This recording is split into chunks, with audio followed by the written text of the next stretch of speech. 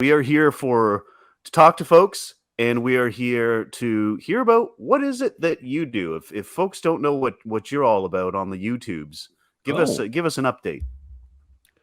well, I am a former Christian who several years ago decided that I wanted to start being online to look at the claims of Christians. And so, ostensibly, I mean, while I am an atheist, ostensibly my channel is largely circled specifically around the Christian religion, although I do dabble in other adjacent topics as well, other religions and things. But I have a channel there. You saw in the intro that there was a much more handsome cartoon than the visage you have before you there, because I do animated videos generally, and I talk about apologists. Pardon me, my voice has just gotten really weird. The apologists, like, be it young Earth creationists like Ken Ham or Kent Hovind and Eric Hovind, to like the William Lane Craigs and Sean McDowells and Frank Tureks. And I've had also the good fortune of having enough notoriety or infamy, I guess, to actually be invited to come and chat person to person to a lot of these people. So that's been a weird, strange thing as well. But so yeah, if you go to my YouTube channel, Paulogia, you can see some of that kind of stuff there. I was binging some of your content leading up to tonight, and I was really impressed. You've had some pretty big names on your channel. Yeah, I don't know how any of that happened. It's whatever the opposite of divine intervention, I guess, is. Maybe Satan is maybe that deal I signed with Satan is good after all. We'll see. We'll see. But, yeah, no, Perhaps it's just serendipity. Serendipity, and just probably some tenacity on my part. Could be. I have to disagree with the more attractive cartoon, because the cartoon doesn't give off the Mark Hamill vibes that I'm getting right now. It's I get that a lot, actually. Yeah, the and oddly, case anyone doesn't know, I did work for Lucasfilm back in the day. I worked on the prequel trilogy. What? And so back in the day, I actually knew Mark a little bit. So it's kind of funny to now have this Mark Hamill look that people seem to think I have. Yeah, that is so cool.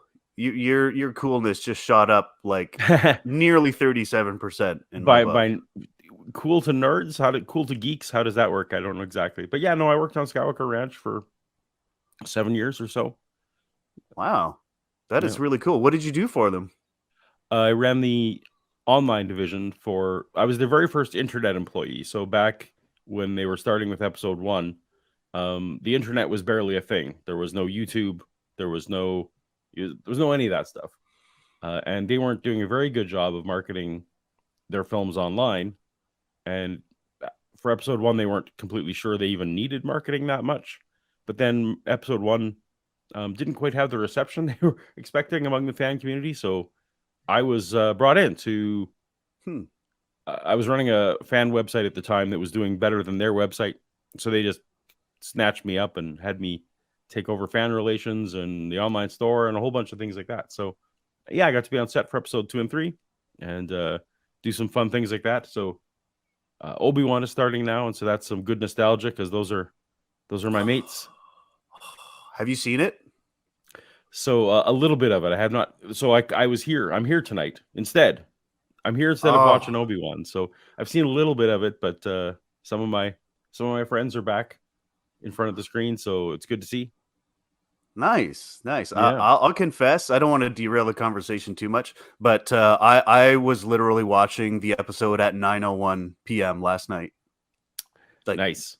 As soon as it hit 12 o'clock Eastern, I was like, it's time for Obi-Wan. Let's go, baby. I had I promised to wait, so I had to. I was doing some waiting, but yeah. Well, it's worth the wait, in my humble opinion. But no, stay here. It's something to watch like tomorrow, right? Yeah, stay here, folks. Stay here, folks. Wait till after the show. That's right. We're going to deal with some reality, and then you can have your fantasy, okay? You got to eat your broccoli before you get the ice cream. That's right. Okay? Unless someone wants to call in and talk about, whether the Force is real. If you think the Force is real, call in. Yeah, absolutely. I don't think we've had a Force is real caller ever. I'm sure there's some out there, though. There's got to be some, like, zealous Lucasfilm fan out there. So around the 2003, 4-ish, there was a big enough. There was in the UK, they allowed whatever religions had a certain number of signatures were all on the official census, and so there was a movement in the UK at the time, and they got Jedi put onto the official census as a religion you could check off. Wow. So That might actually get me to shift from the nun category, to be honest. sure, exactly right. Yeah. As long as I don't have to demonstrate, my Jedi skills or pass the trials or something like that, I'd end up cutting my arm off. So, Exactly. what got you into what got you started doing YouTube? Like, what made you want to start challenging or examining some of these claims? Well, those are two separate questions. So, what got me started examining the claims was well before I'd ever imagined that I'd be doing YouTube. Certainly, I never thought that. I was, aside from my day jobs that I always had, I was also a youth pastor and a music team leader.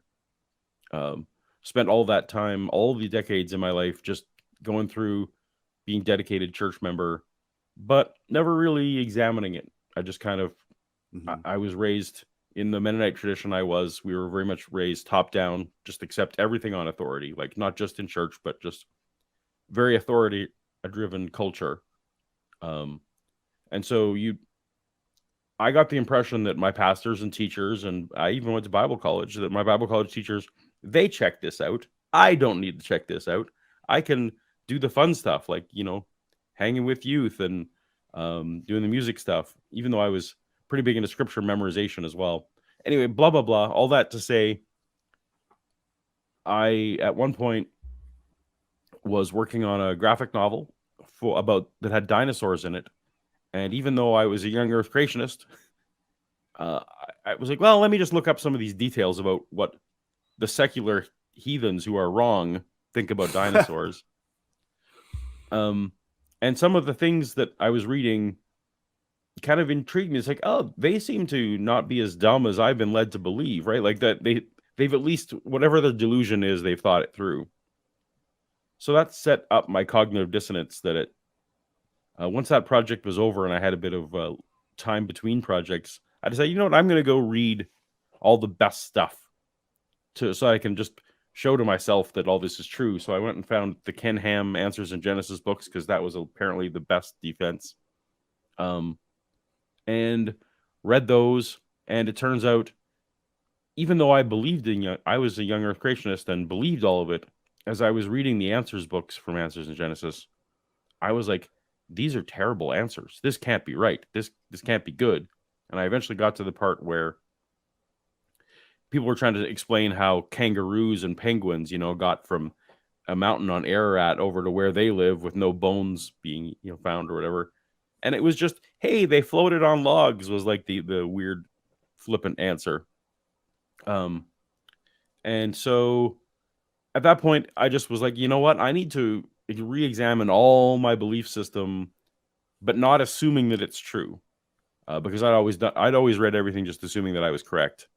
And so it was that first day of not assuming that I was right that led me down to a path of re-examine everything. And now I don't ever assume I'm right about anything, because I kind of reject the authority that I was brought up with and accepting things because someone told me so. And that was what led me down the path of questioning. And then in 2016-ish, shortly after I left the faith, I was diagnosed with cancer and was in it was quite an aggressive cancer, and it was a bit touch and go. And my children, who are still theists, were not willing to talk to me about their theism, which was fair because as a fresh atheist, and atheists are scary. And thinking that I may not be around long enough, I actually kind of wanted to leave some messages to them of what I believed and why, just in case I wasn't around. And I know that's a downer, and I never let that be a tone on the channel. But if you want the backstory, the secret behind the scenes, that was the impetus for my original thing. A few years later, I cancer free, but Paulogia to Excellent. me is still Paulogia is still to me my passion. I have my hair back, yay. Such that it is. It And looks pretty slick, bro. all right, well, at least I have it. I have it back, and so that was exciting. But it really became a passion of mine because didn't realize how many other people out there needed to hear some of the atheistic questions, the skeptic type questions being asked about Christianity in a way that is friendly for Christians to listen to. And since I was speaking, my video tone was always speaking specifically to my children. That carried, of course, that's not going to be an attacking tone, right? That's going to be a very Right. gentle tone. And so while I don't advocate that everyone needs to do that in their content, because that would be silly. We need every voice and every style. When I came out of it myself, I needed George Carlin just as much as I needed, the gentle voices, right? So I'm Yeah. not saying that what I did was the right way, but it seemed like there was a bit of a need out there for people who were questioning to not feel attacked. And I guess I kind of filled that niche for them. And it was, I was still learning, right? I didn't know anything at all, but I was one step ahead of my audience, I guess. I was one book ahead of where they were at. And so I guess that's kind of the story of how the channel came to be and the tone that it is. And my dog is about to go nuts. All right. Ruh-roh. She's gone. She's gone. I All right. I really like your approach on your videos. It's non-confrontational, but it doesn't sugarcoat things either. And I like that approach. It's very Canadian. It is. I think there's a unique thing that we Canadians can offer that we apologize, when we get bumped into, and that's just a stereotype, but it's true. It's not just a stereotype. It's, at least in my case, it is. So, but as I say, it's one of the things I love about the ACA shows is that it also has a blend of different styles and voices, and every week you get different co-hosts, and how the co-hosts play off each other is always fun to see as well, because we're all different and nuanced. I'm sometimes on. Thank you for letting me be on sometimes, but that's part of the fun, I think. Yeah, absolutely. I like the story about how you started to examine your beliefs. It's kind of I can sort of see a parallel in my own deconversion experience, because I lost my faith super early. Like I started to doubt when I was maybe 9 or 10, and I completely lost my faith around 12 because I read the Bible. Right. And like you, approaching, church leaders and other folks in the community with questions, and then being absolutely completely dissatisfied with their answers, and I'm thinking, like, you're supposed to know this. Like, right. I thought you told me witches weren't real, and here it says to kill them. Like, which is it? So there's a lot of overlap there. I wanted to talk about the challenges of raising kids as an atheist, but because your experience is going to be a lot different than mine, because my children were never indoctrinated. They were never they've been to church, and I've got a great tale to tell about that. They've been to church a handful of times, but they were raised atheists. Like, how did your conversion affect them? So I'm a little bit careful. So I'll be a little bit careful just about what I say, because they are, their own people, and I don't necessarily want to drag their stories where sometimes they're not mine to tell. But I will say that it was incredibly rough on the family when I had to come forward and basically, just to be intellectually honest, come forward and say, what, I don't believe this anymore. I did spend several months in the pews trying to pretend like I still believed, but it just got harder and harder to not stand up and yell at the pastor. I hear you, man. I was trying to go through that at like 13. I'm like, I don't want to be here. Exactly. So I guess I carry some extra guilt and some extra incentive that I feel like I raised them to accept authority. Not only did I raise them to accept authority the way I had, I was one of those authorities. Mm-hmm. And so in my head, I am I was part of that. Now my kids were in their teens at the time, and they are now, all of them are technically adults. So He we says have technically. technically adults. I don't know, like is 18 to 20 whatever, is that adult anymore? I don't know. We seem to have shifted all those things. They're doing adult things and having adult responsibilities, and maybe they're more adult than I was in those days. But they our relationships. So I can say, we landed in a good spot and our relationships were healed, but that was not ever inevitable, right? Those early days were very touch and go. They're everything I taught them was to mistrust someone who I now was. Um, they Wow. so you know they they also were living with, not to tell their story too much, but it's the way I interpreted it was, they were living with their father who they still loved, was now destined for hell, right? Which is one of those fear Yeah. things. So but there's a power dynamic. You can't necessarily proselytize your dad when you're still a dependent. It was just made for a very complicated relationship that I think we've now settled into a place where so we spent a lot of years just deciding, we're not going to talk about spiritual things. Right. That's just where we netted. But the relationship was still super valuable to us, so we maintained that. But we set one thing aside. We're now starting to come around where now we will occasionally have spiritual conversations, and it's comfortable. Some of them have taken up ministries that I was involved with, and we can talk about those without the awkwardness. So I guess I am saying all that just to say, if you were at the stage of your relationship where with family that you've just come out, know that while it can take years, there is a potential for future relationships with that family.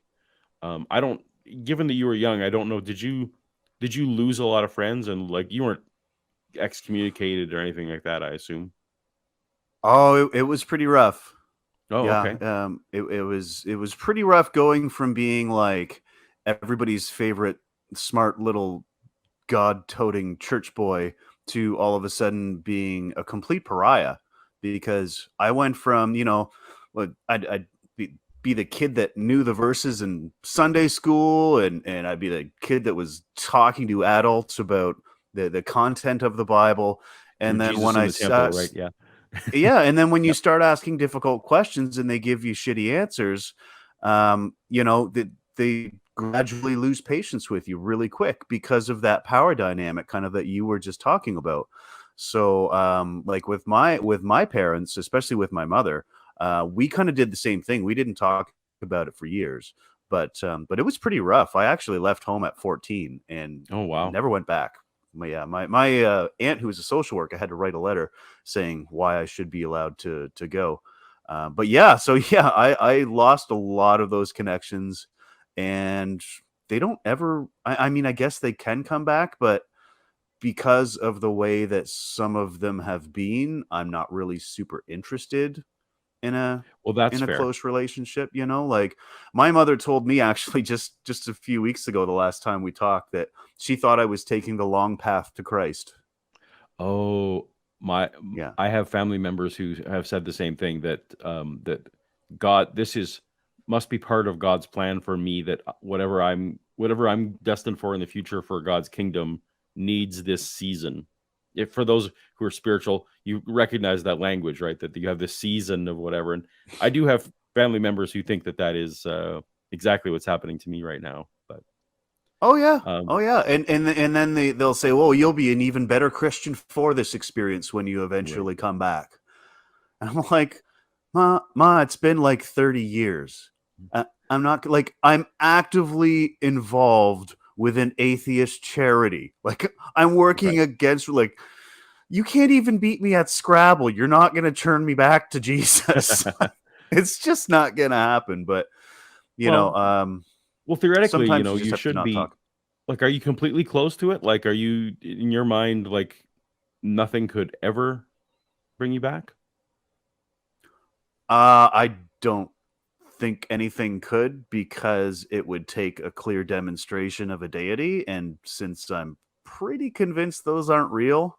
You know, unless one comes down from the heavens and he's like, Nate, I will show you. And does some crazy parlor tricks or some shit like that. Right. It's not going to happen. I Oh, I mean, understand the bar. The bar should be incredibly high. I get it, but I like to think that I still do the maybe I still do the occasional, at the idea that cry out to God. It's like, if you're there, let me know, right? I've let God know, whatever gods are out there, if there are any, the ball is in their court. I'm not looking.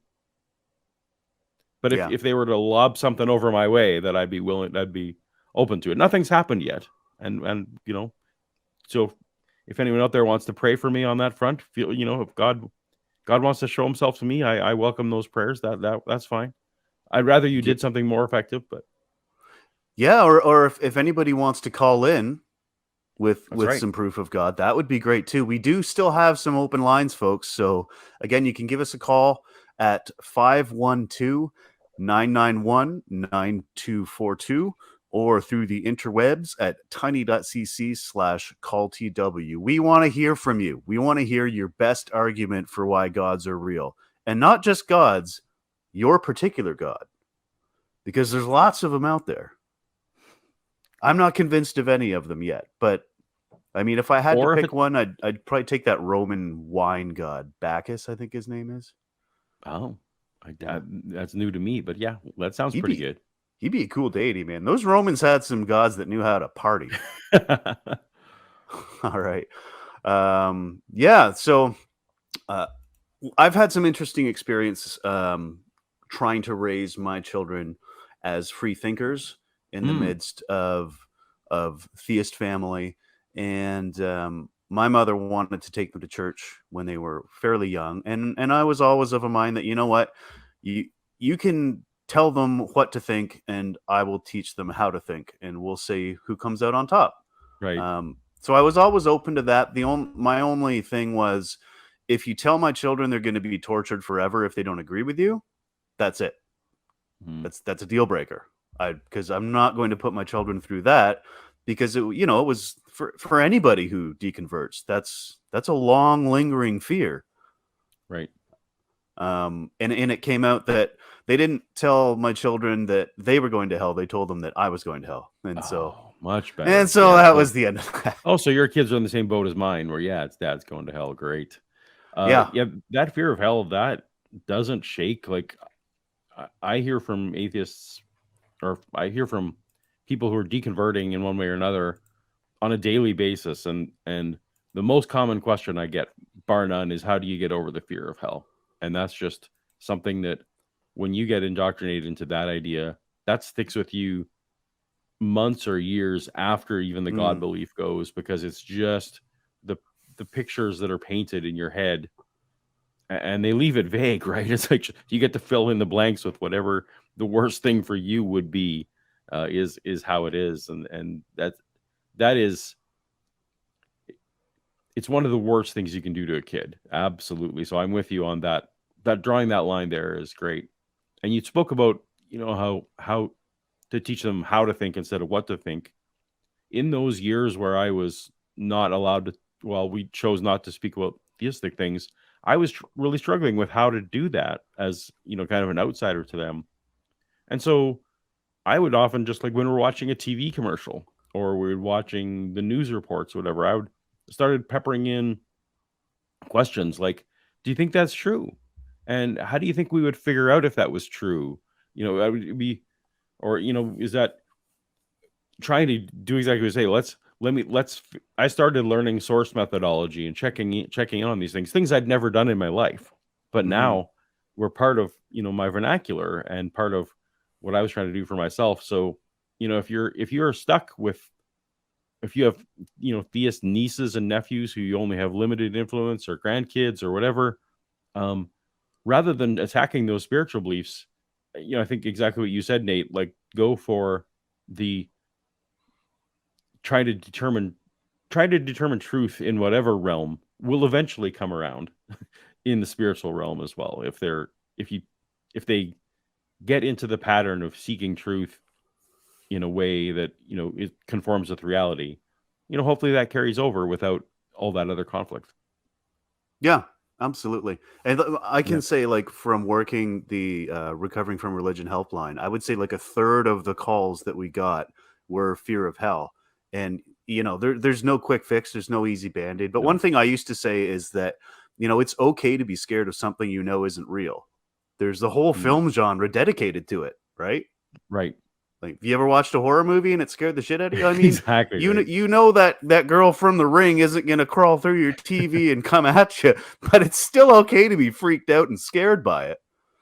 Yeah, and a lot of our fears in life are irrational. Like, you can fear, uh, you can be fearing, well ahead that the plane trip that I'm going to take on in 6 months, is that plane ride going to crash? Well, that's not necessarily a statistically rational fear.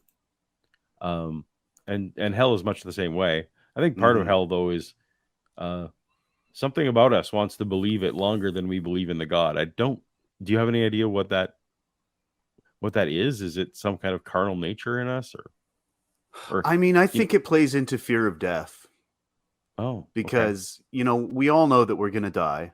We don't necessarily confront it at a super young age or understand it at a super young age, but by the time you're probably, like, I would think, early teens, you're aware of the fact that you're going to die. Mm, And I think that maybe the promise of maybe that doesn't have to happen kind of plays off the threat of this is what will happen if you don't subscribe. Like, you can right. get a redo, you get a free ticket, but if you don't do the right thing, if you don't eat your crackers right every Sunday at mass, boy oh boy, fire and Well, brimstone, baby. and it plays in, I think, with the carrot and stick there. I mean, a lot of times for motivation, you need both, and I Hmm. do, but a lot of times, there's I have read some studies on this from a marketing perspective, at least, that people will take greater action uh, against something they fear than for something they want. Right? They would prefer to prevent pain, or avoid suffering. Uh, they'll Yeah. go to greater lengths for that, and maybe that's one of the things that religions have done right is they have the carrot and the stick. They have the heaven part, but I don't hear a lot of Christians proselytizing saying you get to go to heaven. What they proselytize saying is you need to do this as the ticket to avoid hell, or at least in True. my neck of the woods, that's what they do. That is so true. That's an excellent point.